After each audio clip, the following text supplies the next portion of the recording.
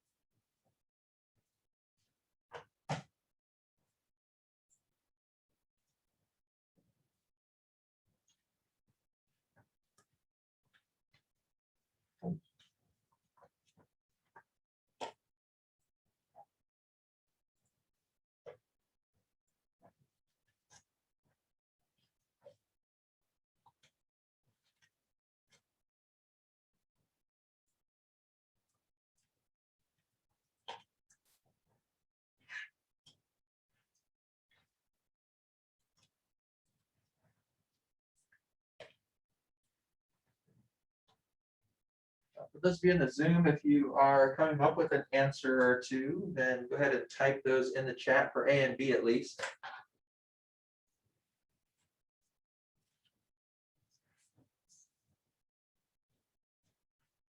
And if you're having trouble getting started, here is a picture that I drew that may help you kind of process some things.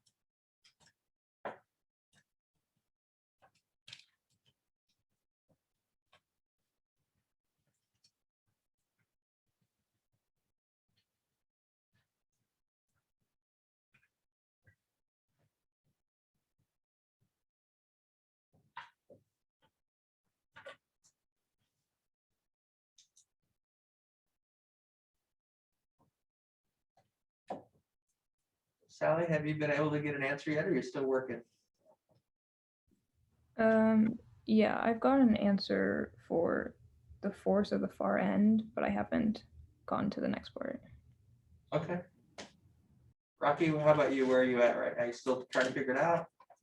Yeah, I'm still trying to figure it out. Okay. How about you, Johnny? Yeah, I've got a tentative answer, but I'm still kind of just going back and checking my work. Okay. How about you, Wade? I'm still trying to figure it out. Okay. How about you guys in the room? Anybody have a final answer? Yes, You do? I do. yes, but it might be wrong. Okay. Well, what is your final answer? For A, I have A is the closer, right? Yeah. I have 2,593 newtons, right? Yep. B is 2,000 newtons and C is no. Okay. Did you use 9.8 or did you use 10 for G? I used 10. Okay. All right. I think your answers are pretty close to what I got. I got slightly different, but it might just be different rounding at different spots. I got, yeah, mine are a little off with this too. What did you get, Ethan? For the one closer, I got 2,987 newtons, and for the farther, I got 1,608. And those are quite a bit different than mine. Um, Yay. Oh, Oh, wait, I might have goofed. Hang on, let me check it again. give you about another minute to keep working, then we'll talk it through.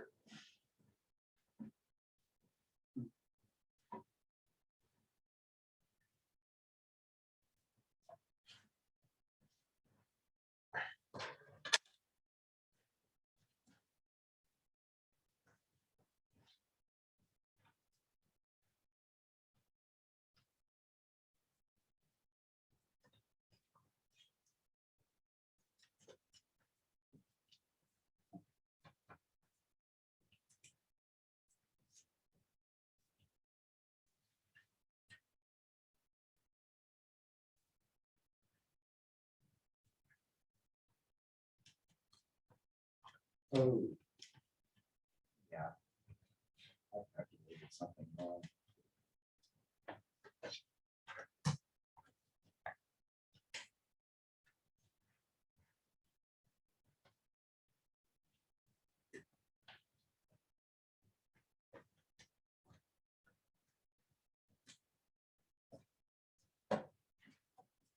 What numbers did you get at? 2,593 newtons for. Okay, that's what I got. And then 2002 for the. Just for 2,000. Okay.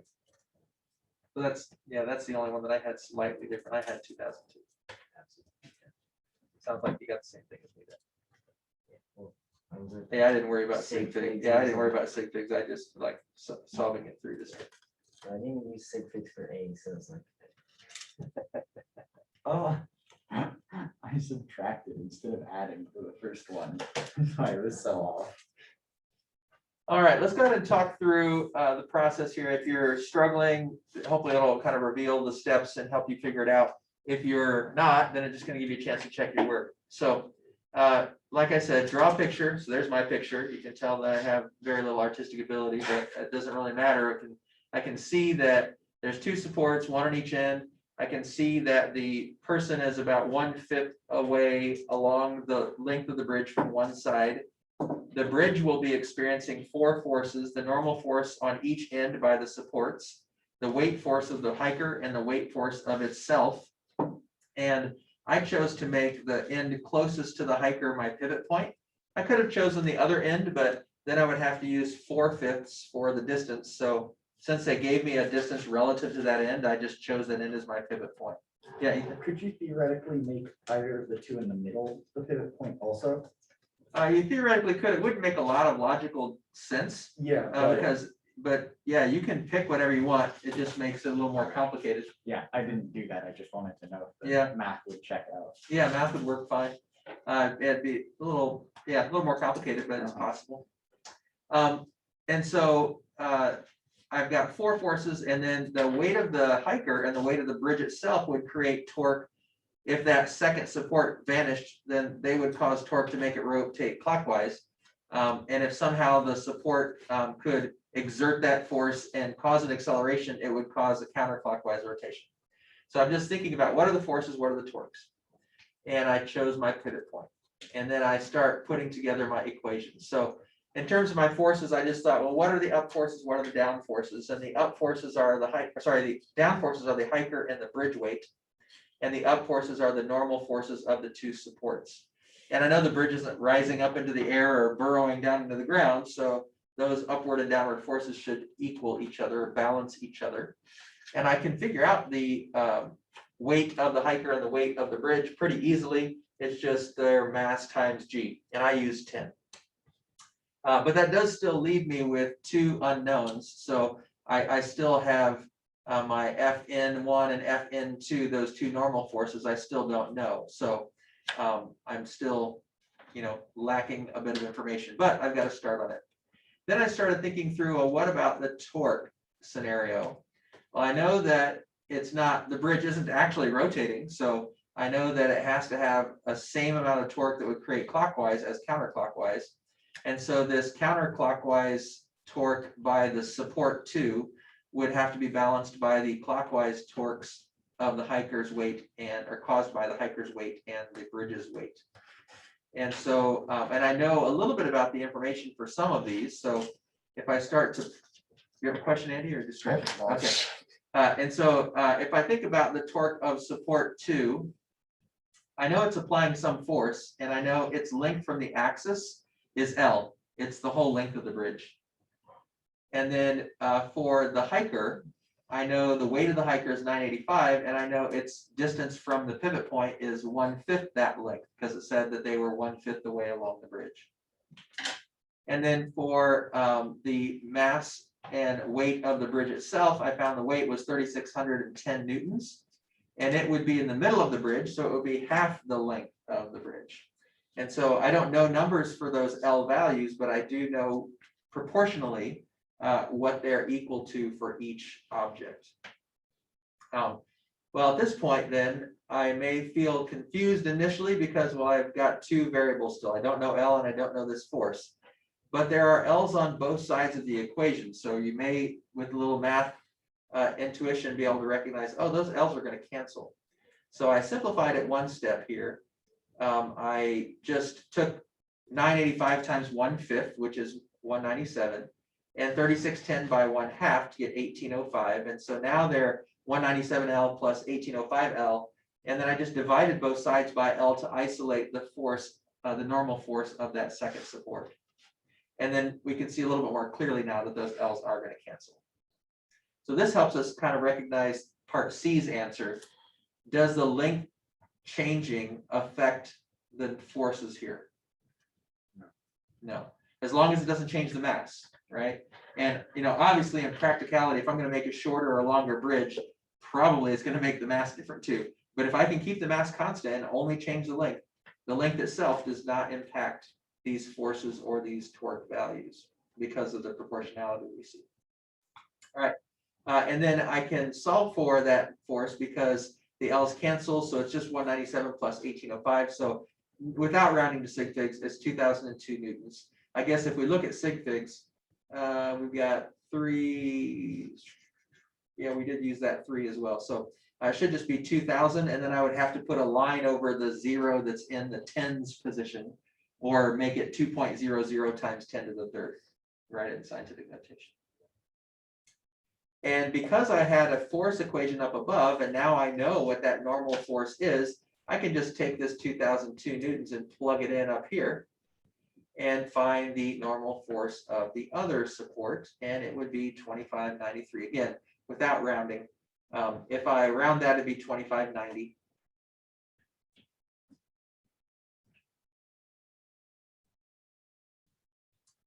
Questions?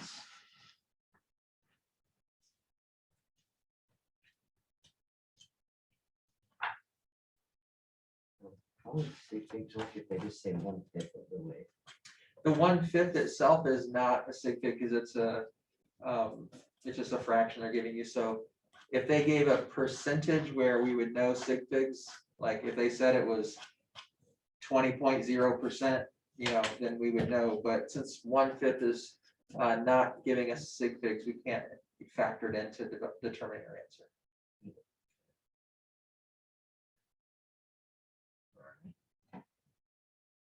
And generally speaking, this kind of a question probably, they don't always grade sig figs. And so this one, they probably wouldn't because of using a fraction like that. But never can, I always do try just, to be sure. Should you do sig figs to be safe? Or will Yeah, they tell I you- always would. I will say though, that over the last several years, I see them evaluating sig figs less and less. So if you forget, the most you would lose is a point, and chances are you won't lose any. So part of the reason they're using sig figs less and less though is they're giving you more and more problems with no numbers. Yeah. Where you have to do it all with variables. So there's that too. All right, I think we're good to go there. Let's go ahead and switch back to the notes then. Stop that share. And back over here.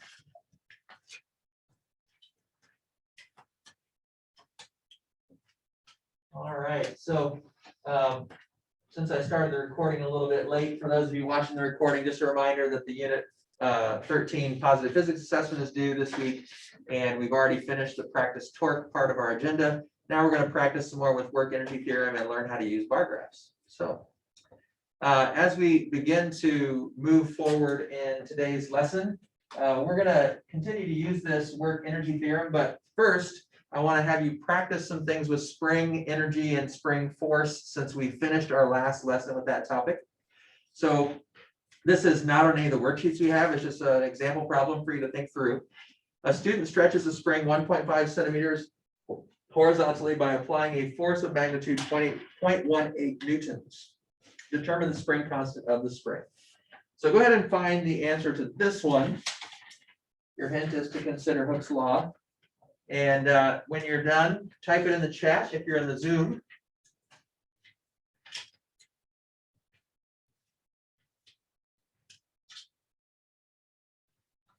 And the 1.5 centimeters is from the resting length.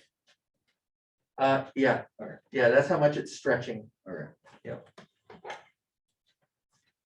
I guess it doesn't really matter how much it's, if it was at the resting length or not. If that much force causes it to stretch that much, then we're going to be able to get it because it's a linear relationship. Yeah, it's just if it was measuring the whole, like from the back of the spring. Well, yeah, but it says it stretches that much. Oh, yeah, I just read it wrong. Yeah, if it said stretches a spring to Yeah, 1.5 centimeters. then it would matter. then Yep, it'd be some confusion. yep. I think I know.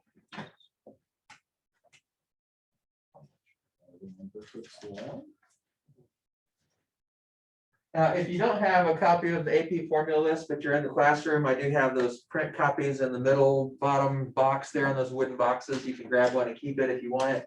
If you're in the Zoom, it's on the bulletin board page of Axis over in the downloads bottom right hand corner. And you're going to want to have that AP formula list with you pretty much every day.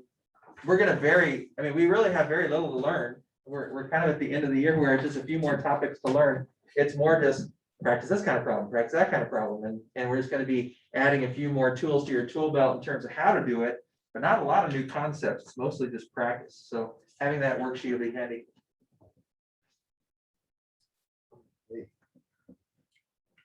Having these printed out.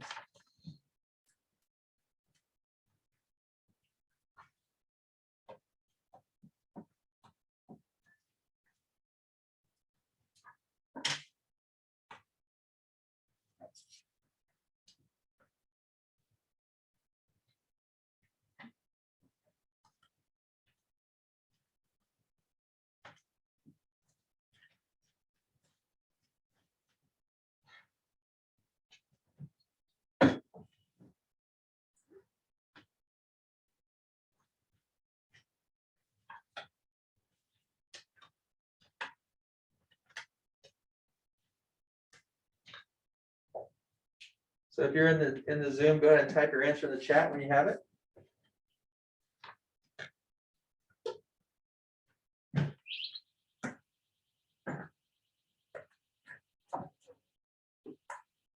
But that's unfortunate. Yeah. We hope. If I could turn that off with this or not.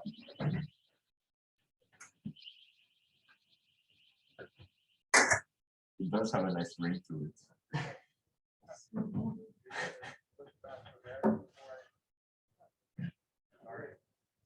She might be able to get it. Okay. What just happened? He said it went green when he badged it, but somehow it just turned off real quick before he pushed it or something. Dang. All right. Release. So, Johnny, I know you're gonna have to leave here pretty soon, so I'm gonna try to involve you as much as I can here before you go. Did you get an answer yet? 12 Newton meters. Okay, I like your number, your units. Okay, 0.12 newtons per centimeter. Okay, I like your number as well, and your units look good.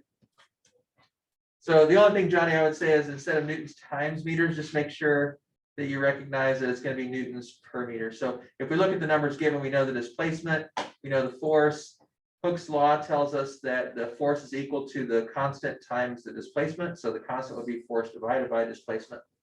And I would encourage you, it's, Aiden, what you have there is perfectly fine. You would not lose credit. You've got the correct unit. And so I would encourage you typically to change it to meters, because anytime, if this wouldn't normally be a single question, this would be like a step in a further question. And so like maybe one part of a larger FRQ. And somewhere along the line, you're probably gonna have to throw in G, which is gonna be meters per second squared, or some other value. And if you leave this in centimeters and you forget to check your units as you go, chances are at some point it's not gonna cancel. So for this problem, if this is all it asks, that's fine.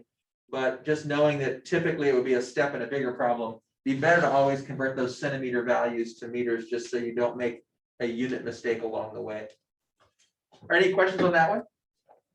Could you use kilograms per second squared if you really wanted to? In terms of the unit? Yeah. Yeah, you can.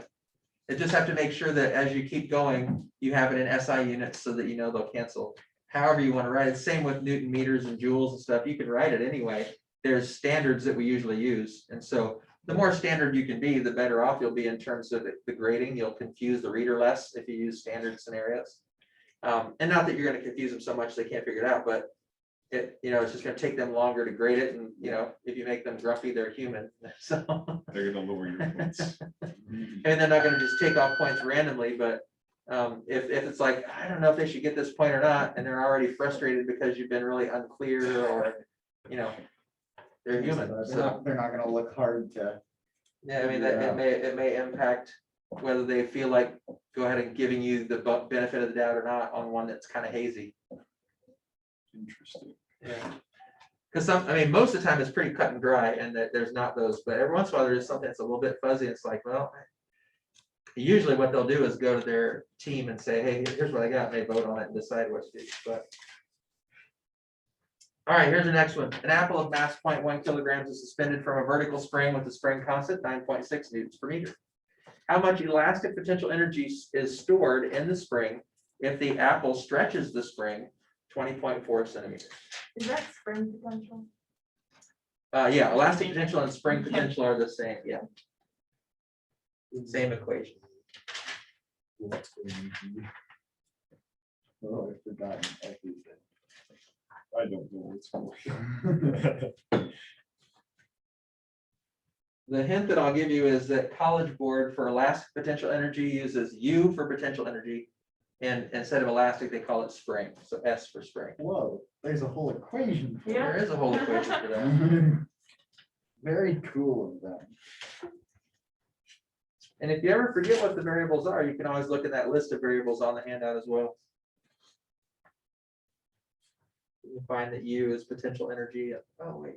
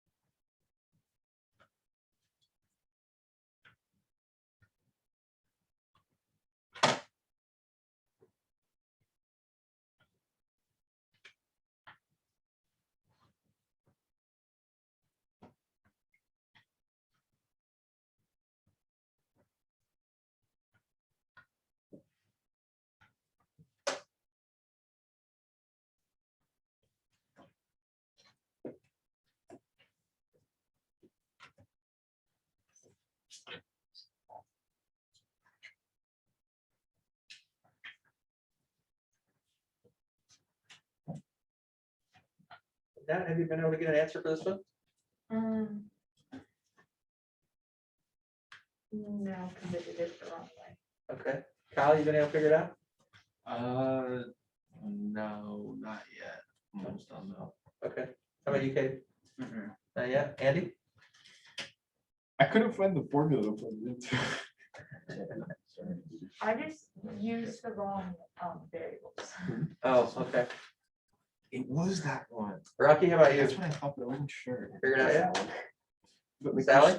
we're given 3 unknowns, so like, that's why I'm. I know, confused that's, about it.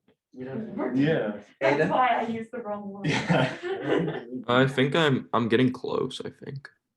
Okay. So the numbers that you know that are important are the K value and the X value. If you find the formula for elastic potential energy or spring potential energy, it is 1/2 kx squared. And they give you the K value and they give you the X value, so you just need to plug them in. The mass is a distractor. It doesn't matter. Ah, What Yeah, the great. that's the first one I used. I used the math. So and why I was was it like, there in the "Right." first place? So the key here, and the reason we're going to keep practicing problems every day, is you have to just get more and more comfortable with, okay, what's this question asking about? So what equation do I need to think about? And then once you get comfortable with that process, it makes it a bit easier to solve them. So this would be 0.20 joules. You could technically write it as Newton meters, but for energy and work, it's typically written in joules. All right, questions on that one? All right, now this next one is the same scenario, but asking a different question. So, because think about what's happening here. We've got an apple hanging from a spring and it causes the spring to stretch. So that means it's vertical, so it's lowering, right? So the next question says, how much gravitational potential energy did the apple lose when it lowered as the spring stretched? And just so you can remember what the givens were. I don't remember any of the numbers. Those are what was given. Well, G wasn't given, but you know it. And there's a hint here because they're not even giving you the K value. Thank you.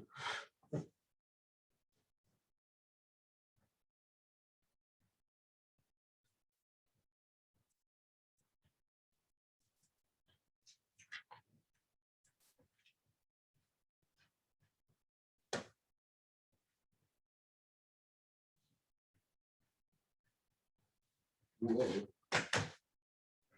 That's crazy.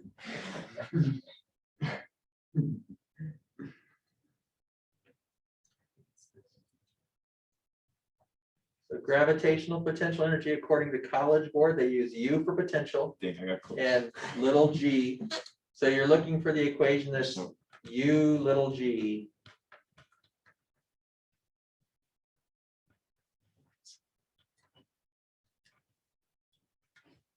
Although you don't need an equation. If you remember the law of conservation of energy, you don't actually need to do any math. I know, I Yeah, did you're your math right. and I was How- like, oh. How could I I'm a forget little about the silly law of on that one. conservation? So they show you the math here because that, I mean, if you needed to solve this isolated from the previous question, you can. But I want to talk about that. So the equation for gravitational potential energy, so U sub G instead of E sub G on the AP formula list. And instead of mg delta H, they have mg delta Y, just the vertical component. So the M was given 0.1 kilograms. The G is, you can use 9.8 or 10. They've used 9.8 here. And then the height that it's fell, because however far it stretched the spring, that's how much height it dropped, right? So 0.204 meters. And again, here it does matter that it's meters because we're using G, so that the units have to work out. And it's 0.20 joules. Now, that's the same answer we got on the previous question. And so here's why if you did the previous question already, you don't need to do this one because you don't need to do the math because of the law of conservation of energy. However much potential gravitational energy this lost by getting lower is how much the spring stored, right? So because of the conservation of energy, the energy doesn't go anywhere. It just transforms into its storage mode. So it was stored in how high it is. It lowered its height. That loss in gravitational is now stored in the stretching of the spring. So the 0.2 that the spring stretched is the 0.2 that it lost gravitationally. Questions?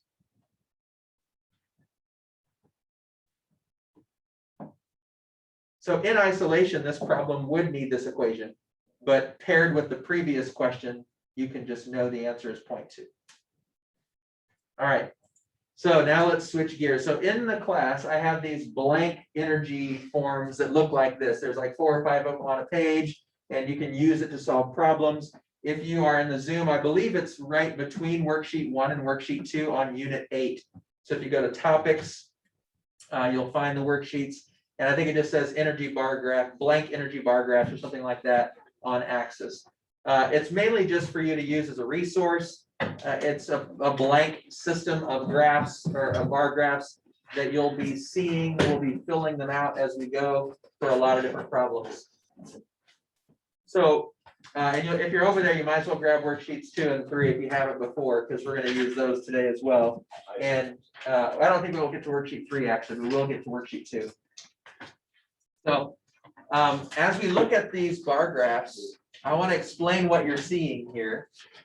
So these bar graphs give us an ability to analyze energy.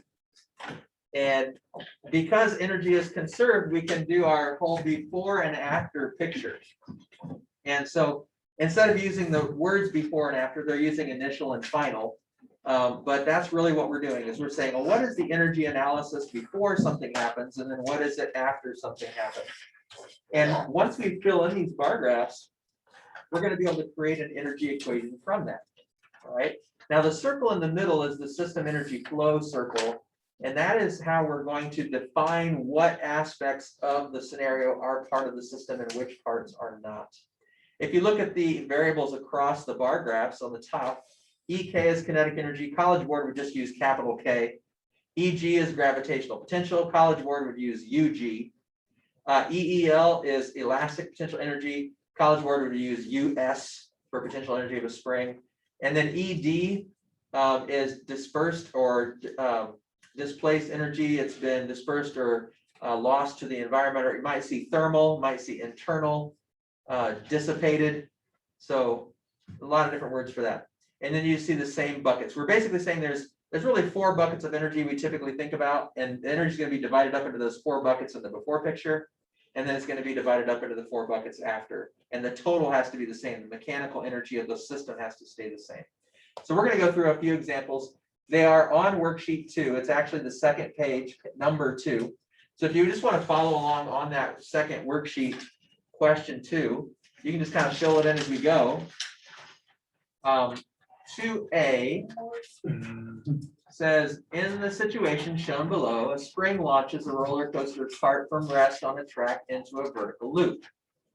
Assume the system consists of the cart, the earth, the track, and the spring. We'll dig into that here in a minute. You may neglect the effects of friction and drag. So we're ignoring friction and drag. All right. So in this scenario, in position A, our before picture, what kind of energy is in the system at position A? Elastic potential. Elastic potential, because it says the spring is going to launch this thing. So it's right now not launched yet. So it's got elastic potential energy. So in our position A, we know we're going to draw some elastic potential energy. In the circle, it says in the second sentence, assume the system consists of cart, earth, track, and spring. So we're just going to write the words cart, earth, track, and spring in the circle. Now, what kind of energy will be found in position B?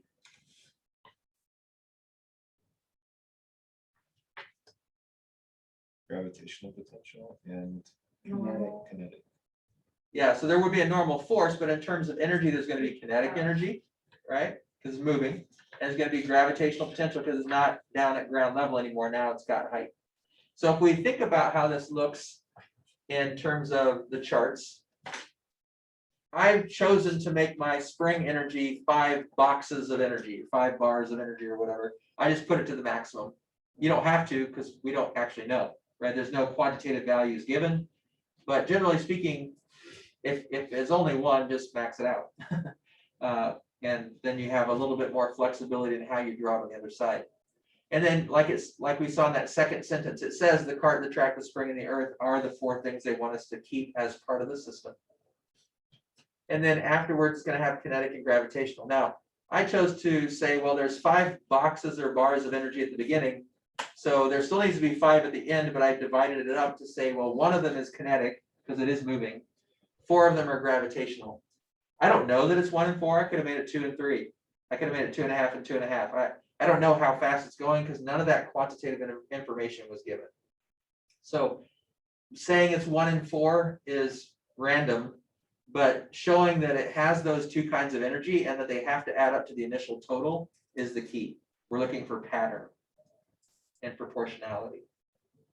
And then from that, I can create an equation that would work for any scenario that follows this system. Whatever the elastic energy is that we have in the beginning, that has to equal the sum of the kinetic energy and the gravitational potential energy at the end, because energy can't be created or destroyed. It's just going to be transferred to a different storage mode. Yeah, Ethan? For the equation, would you want to say sub EL I or A, and then for K and G do final or D? You can. In fact, on one of the examples we're going to look at today, they do show that. I think contextually, whether you do or whether you don't, it's pretty clear that this is that side of the equation and this is this side of the equation. But if you want greater clarity, you can have A's and B's, especially if you like here, there's only elastic and there isn't any elastic over here. Yeah. And over here, there's kinetic and gravitational, but there wasn't here. But if there was something on both sides and you wanted to separate like A and a B or whatever, or I and F for initial final, Yeah. then that may be helpful when it repeats. Okay. Yeah. Now thinking about the system, it's important that the cart, the track, and the spring and the earth are here because for the cart to have gravitational potential energy, the earth has to be part of the system because the earth is what creates the gravitational force field. Right? So if the earth wasn't there, then we couldn't include gravitational potential energy. We would have to show it a different way. And we're going to learn how to do that here in just about a minute. So any questions on this example?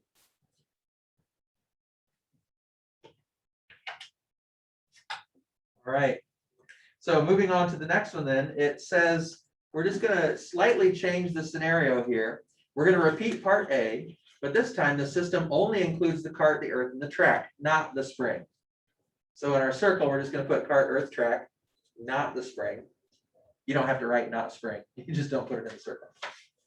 And then it says you can still neglect friction and drag. So we're still going to ignore, there's going to be no dissipated energy, no thermal dispersed energy. All right, so in the end, is the position B going to look any different?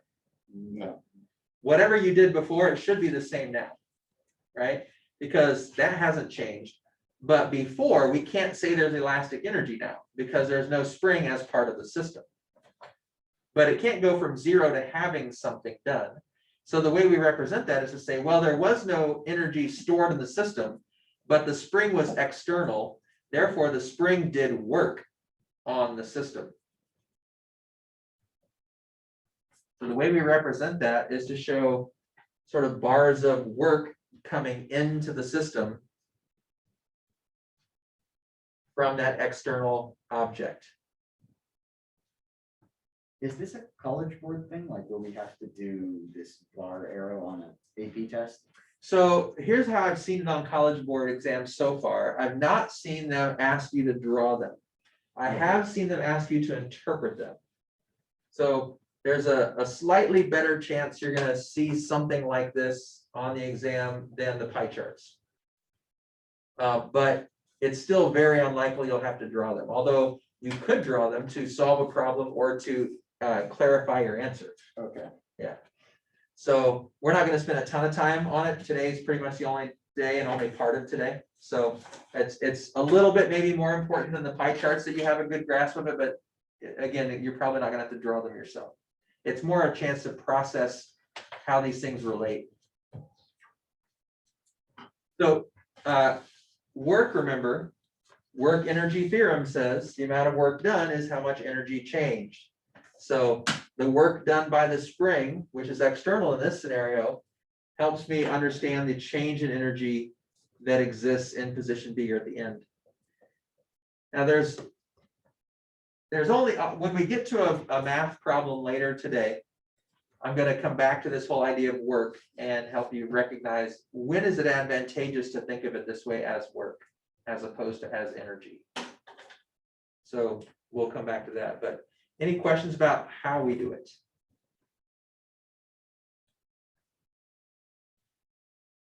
All right. So part C on this worksheet says, repeat part A again, but now you're putting the spring back in. Okay, so now we have cart, track, spring, and earth. Everything's back in the circle again. But now we're also saying friction does exist. Okay, so now we are accounting for friction. So what will position A look like? Nothing. 5 bars of elastic potential. Yeah, it says now we're repeating it with the spring Oh. again. So since the spring is back, we have to have that elastic potential energy on the left because we're putting the spring back in the circle. And then how about position B? How is that going to be different now? We need displacement. Like an amount of the accumulated energy. Say that again, Nat? I couldn't hear the I last don't know one. what it's called. The dissipated or Yeah, thermal? dissipated. Yeah. So we're gonna have to, and I heard Andy say, yeah, we're gonna have to add some dissipated energy, and then Nat was saying we're gonna have to adjust the amounts. Now, so we're gonna have EK, because it is moving. We're gonna have EG, because it still has height. And now we're gonna have also ED, because it has that thermal dissipated energy because of the friction. Will the EG be any different from what we've seen before? No. No, because it's at the same height. So where does that dissipated energy have to be taken from? You'll take half of the EK. The kinetic, the speed, and that makes sense, right? If there's friction, it's going to slow it down. So it won't have as much velocity. If it doesn't have as much velocity, it's not going to have as much kinetic energy. So it should look something like this. Now, how do I know it's 4 bars of gravitational and a half a bar of kinetic and a half a bar displaced or dissipated? I don't. I know it needs to add up to the 5, and I know that EG needs to be the same as what I did in the previous parts. I want to be consistent as I show these different scenarios. And it does give me now a different equation. You'll notice here they've done a little, I think on your worksheet it still says ED, maybe, I don't know, but on here you see ETH. Yeah, we have ED on it. Yeah, ED. First 3 So- letters of my name. Yeah, so sometimes they will go back and forth, ED for dispersed or displaced, and then or dissipated, and then they'll go to TH for thermal, especially if it's specifically friction. We good with that one? Any questions?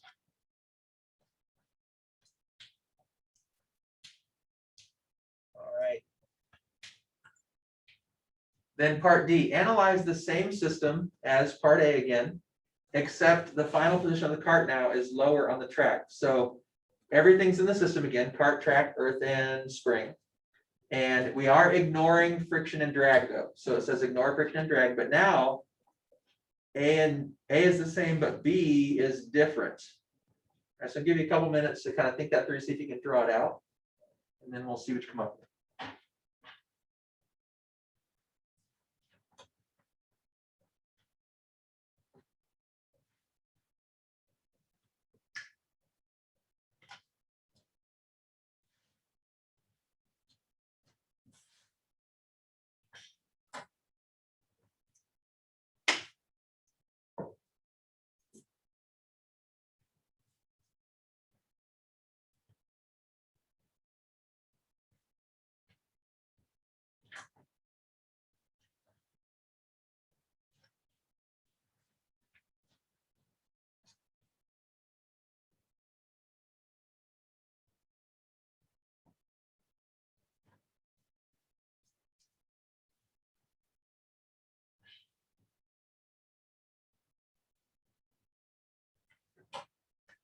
So Johnny, I know you need to head out here in just a minute or so. What do you think? How is the position B going to be different now? So I gave it 3 bars of kinetic energy, and then in this case, only 2 of gravitational potential. All right, good. It's actually the same way I proportioned it. You wouldn't have to make it 3 and 2, but they do have to add up to 5. So you can do 2.5, 2.5, 2 and 3, 3 and 2. We don't know because we're not given any specific details, but it has to have less gravitational because it's not as high as it was. And it should have more kinetic because it would be moving faster at this point. Gravity hasn't had as much time to slow it down yet. Right? So conceptually, it should make sense as well with our knowledge of motion and kinematics. Questions on that one? We good? All right, so I want you to go back to the first page now and check out question number 1. And just try 1 A, B, and C. If you have about 4 minutes, try 1 A, B, and C on that same worksheet and see if you can figure those out.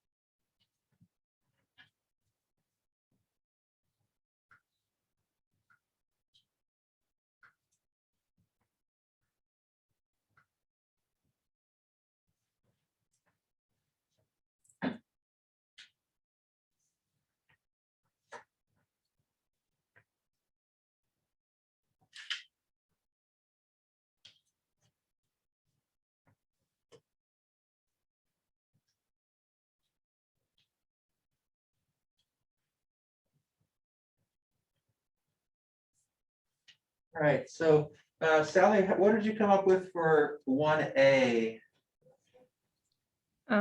For the first bar graph, there's elastic energy.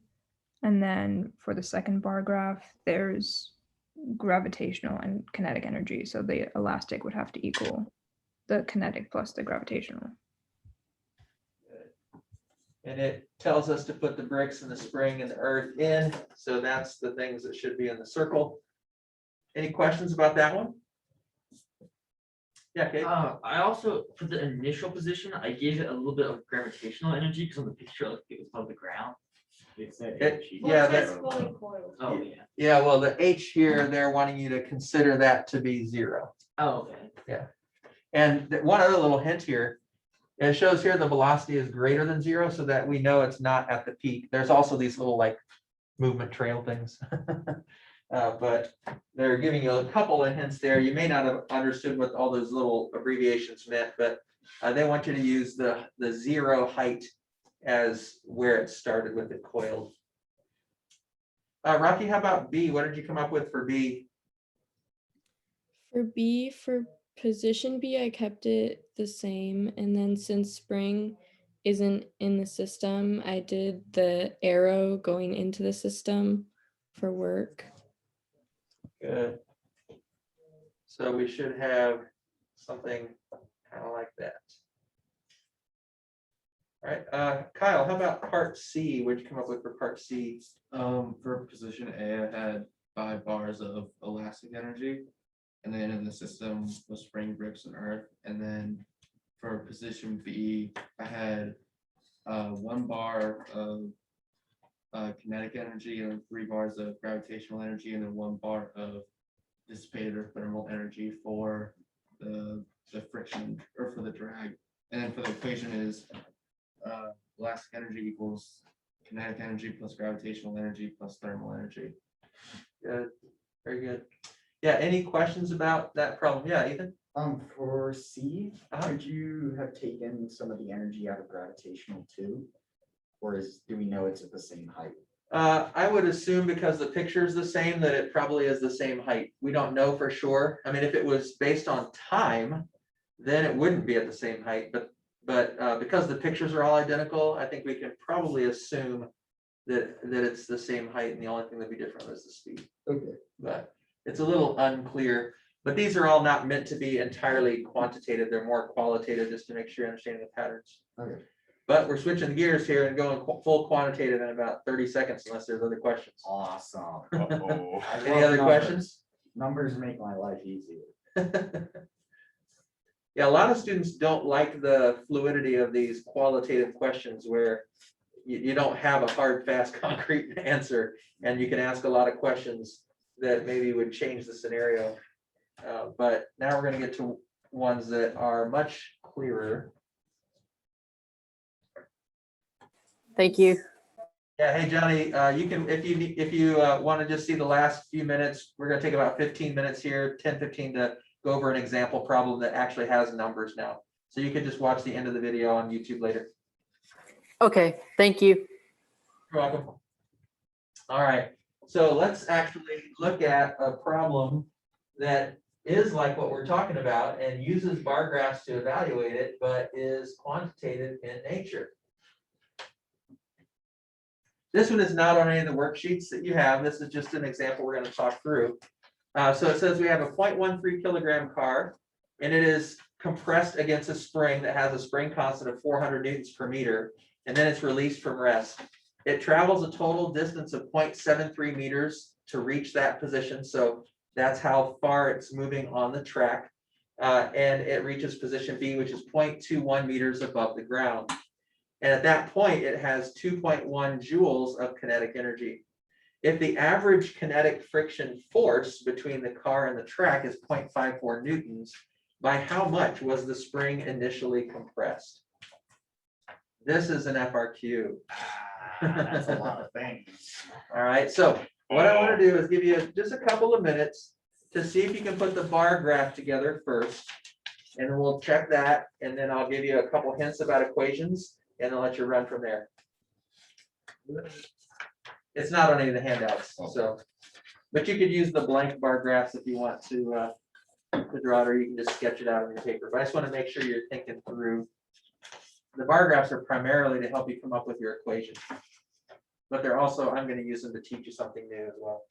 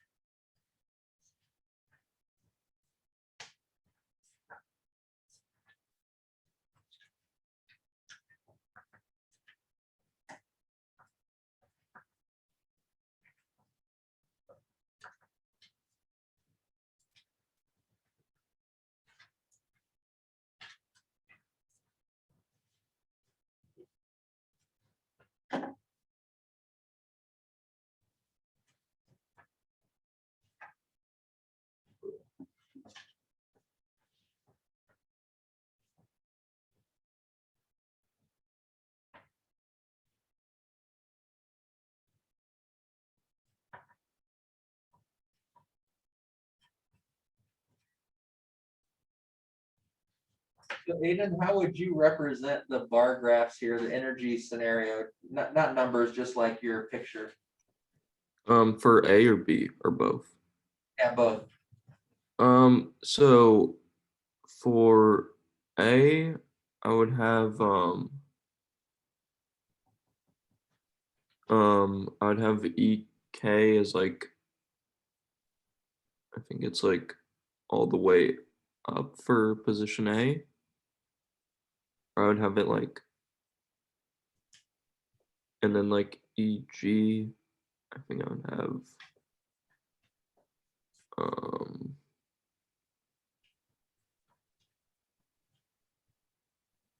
what would I have that? So I had like what? Sorry. it's okay. It says it starts at rest. So Oh, would you okay, have- so if it starts at rest, then it would have no. But wouldn't it wait? EK is elastic, but or not EK elastic. It's a spring. So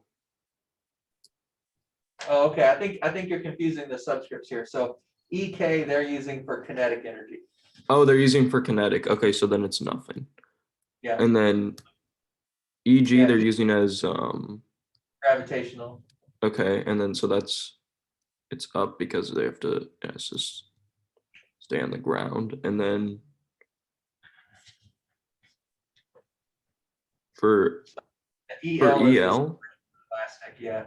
oh, that's spring elastic. Okay, and then so that'd be like, since it's like stretching back, it'd be like there would be a bar, and then for D, is it D is that dissipated and it's at the beginning, so nothing so there's there's no- none. Okay. yeah, no. And then yeah, for B and then EK would be they would be up because it's like already moving, and then Yep. EG there'd be a lot because it's trying to go back down, Uh-huh. and then EL there's none, Right. and then ED there's would there be a bit at that point because it's moving back down? Yeah, and it gives us a friction force. Okay. Yeah. I just got Okay. confused with the subscripts. Yeah, it makes sense because we use K for spring constant, but in this case, they're using a EK as kinetic energy. Okay, thank you. Yeah, I think what you described is pretty much what I have here with one change. And so you'll see on mine, I have the car and the spring and the earth in the circle, and I did not include the track. And I've done this for teaching purposes. I could have put track in there, that's fine. And if I did, I would draw it just like Aiden said, but I didn't.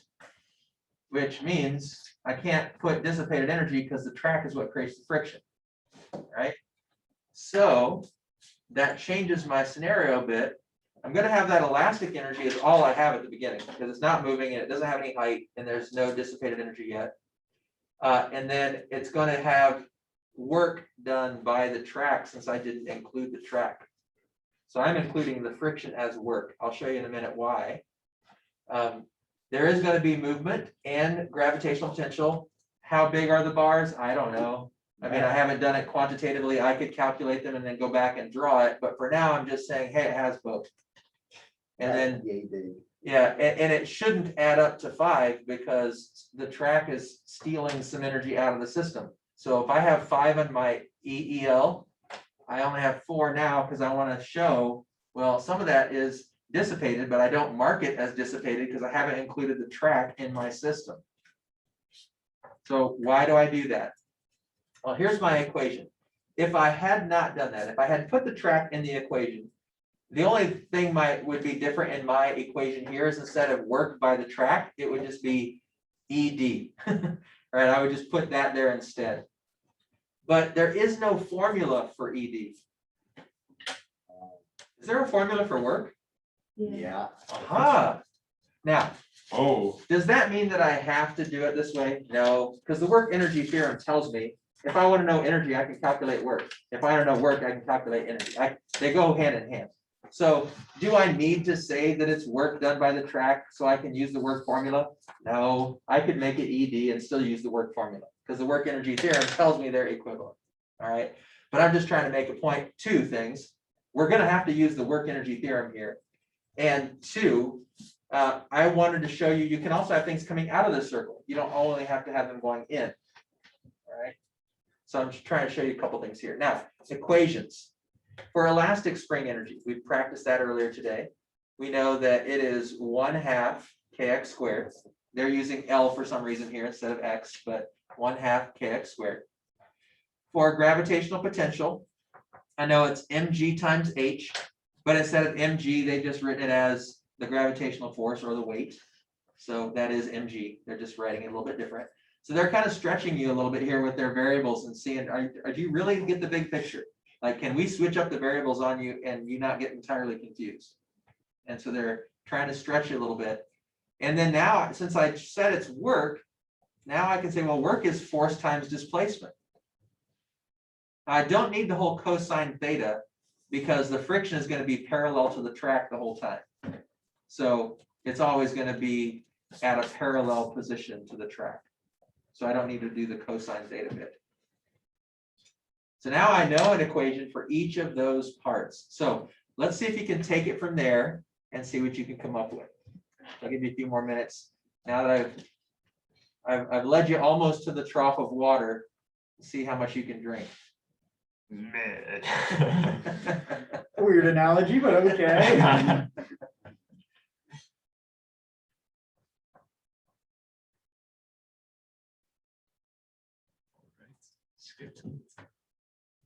You've heard that saying before, right? You can lead a horse to water, but you can't make him drink.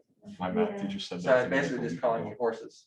I don't mean anything bad about it. Exactly. I like horses. Horses are pretty cool.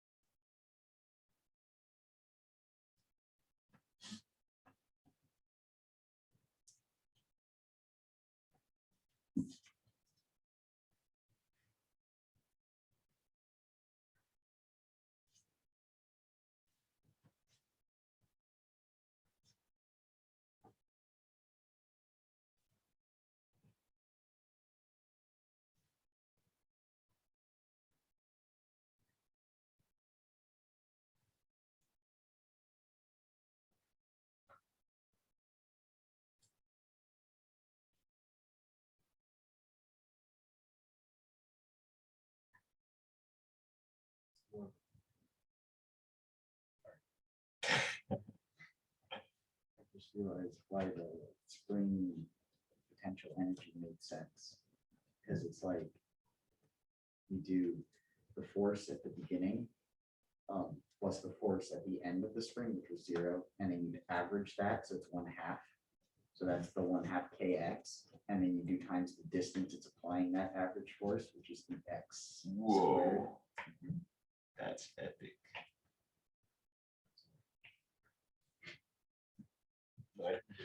That's actually pretty cool. Isn't it? Yeah. That works. Crazy. All right, so let me walk you through some steps if you're struggling. That if you're not, then you can just kind of check and see if your work agrees with mine. So I'm going to start with the easiest step, finding the potential gravitational energy. Because I know the mass is 0.13 that was given, and I know G, I'm just going to use 9.81 here. And then it tells us how high it is at that point, 0.21 meters. So all of that was given except for G, and we've used G for so long now we know it, right? So we can consider that basically given. And so we know M, we know G, we know H. And so we know the gravitational potential energy is 0.27 joules. And then if we know to use work, that's the next easiest one, force times displacement. And those two values were given as well. It says the friction force, which is what's doing the work, is 0.54 newtons. And it tells us that the car is traveling 0.73 meters along this track. So we know the distance that that force is going to be applied. And so if we take that force times that displacement, we can find out the work done by the track, which would be the dissipated energy, right? It would be the thermal energy given off because of friction, is 0.39 joules. So now I actually have two numbers to plug into my equation that's up there, right? And a third one was already given, the 2.1 joules of kinetic energy. So now I know everything on the right side of the equation. The EK is 2.1, that was given. The EG is 0.27, we just found it. The work is 0.39, we just found it. So I could solve for the elastic potential energy now, but rather than solving it and then plugging it into that equation, I'm just going to set it up as a bigger equation. So our equation for elastic potential energy would be 1/2 times K, which in this case is 400, times the displacement squared. And then if I put all that together, right, I put all those pieces together, there's only one variable. Oh, that's a lot of it. Yeah, so it's a lot of algebra, but we just add the numbers together on the right. Gotta multiply both sides by 2. And then divide by 400, or you can divide by 1/2 times 400, however you want to see that algebraically.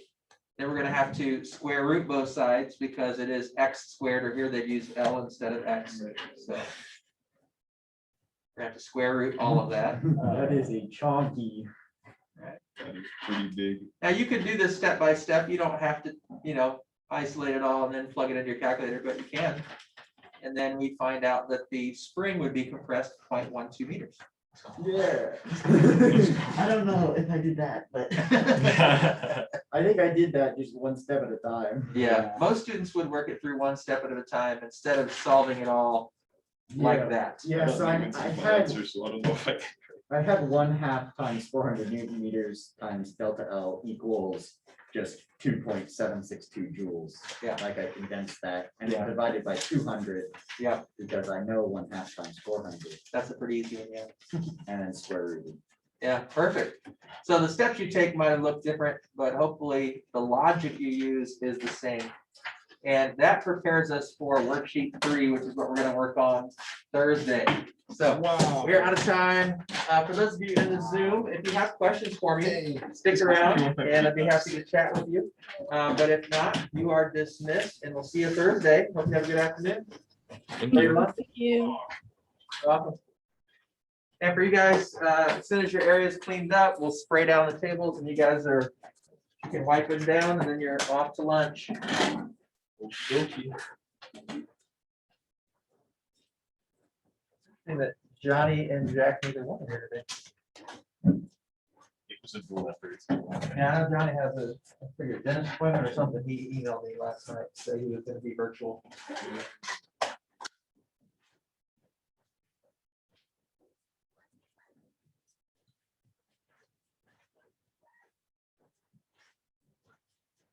The clear window.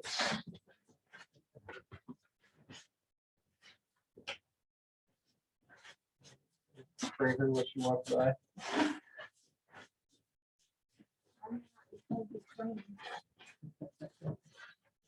School starts. Yes. Force my equation. Oh, that's good. No, that's it. It just fell out because all the holes were ripped. Thank you. You're welcome. Have a good day, Andy. Thank you too. See you tomorrow. Yeah, see you in electrical engineering. Thank you. You're welcome. Have a great afternoon. Enjoy your lunch, guys. Hey, gals. How many electrical engineering students are there this year? 'Cause I remember I was in it last year and there were 5. Yeah, I had 12 first semester, but a few of them had to drop out because of Bible. They can only take first semester. Yeah, it's so sad. Yeah, Like, So- predicament. yeah. So I had 9 this semester, so I had 12 last. I think I wanted to do electrical engineering this year, but there wasn't enough people in it. Yeah, I think only 2 people signed up. Yeah, so I was thinking maybe, You were one of them. maybe I'm a senior, maybe more people will be doing it because there's another class right now. Yeah, it might be. I don't know if there will be the interest, and I also don't know, they're also talking about adding AP Physics C. I heard about that. Yeah, Is it part 3? it's Calculus. basically this class done with calculus, Oh, because there is an APC exam. So okay. it's yeah, it's really only for the students who really want to try the calculus base while they're still in high school. Because if you didn't do well in the AP1 exam, the APC exam is actually easier. And so you could still get college credit for physics. But I don't know if they're gonna add that. So the question, and they've also talked to me about teaching an environmental engineering class. And I can't just keep adding classes. So I don't know if we'll be able to offer electrical engineering for a couple reasons, because they may need me to teach other classes. Mhm. And you're welcome. And then they also just may not have enough enrollment. Oh, So okay. who knows? Yeah,